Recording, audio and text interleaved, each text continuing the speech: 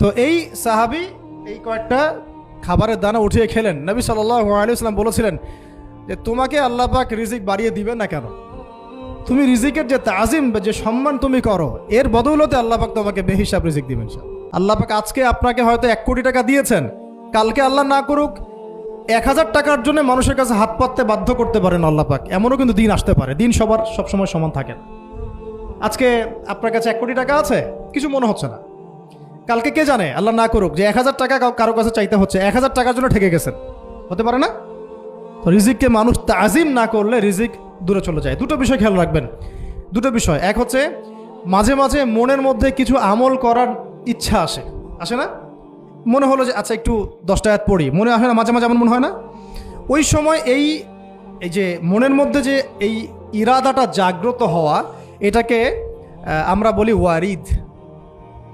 অন্য ভাষায় আপনি বলতে পারেন মেহমান। কি বলতে পারেন? এটা আল্লাহর পক্ষ থেকে আপনার কলবের মধ্যে মেহমান হিসেবে এসেছে। এখন আপনি যদি আমলটা করেন, সেই মেহমান বারবার আপনার কলবে আসবে। যদি আপনি ওই সময় আমলটা না করেন, মেহমান চলে যাবে, মেহমান অসম্মানিত হলে পরে আর আসবে না। একইভাবে রিজিক আল্লাহ পাক দিয়েছেন, এর তাজিম যদি করতে পারেন রিজিক বেশি আসবে। রিজিকের তাজিম সম্মান করতে না পারলে রিজিক আসবে না, বেশি কমে যাবে। উসমান রাদিয়াল্লাহু আনহু সবচেয়ে ধনী ছিলেন না? কেন জানেন? কেন? এটা কি জানেন কেন ধনী ছিলেন? একে তো তিনি প্রচুর দান সদকা করতেন, এটা তো আপনারা জানেনই। আরেকটা জিনিস অনেকে জানে না, তিনি উটের পিঠে বসেছিলেন, কিছু একটা খাচ্ছিলেন, এই 2-1টা দানা পড়ে গেছে নিচে।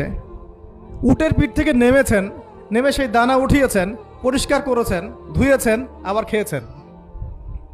তার এই 2-4টা দানার কোনো কিন্তু মানে পরোয়া না করলেও চলে, তার প্রচুর অর্থ সম্পদ আছে। এত অর্থ সম্পদ যে তাবুক যুদ্ধের দিন 30,000 সেনাবাহিনীর দায়িত্ব নিয়েছেন। 30,000 সেনাবাহিনীর দায়িত্ব নিয়েছেন। সেনাবাহিনী যাবে, থাকবে, খাবে, তাঁবু টাঙাবে, সব দায়িত্ব তার। 30,000 সেনাবাহিনীর দায়িত্ব নেওয়া কি চারটাখানি কথা?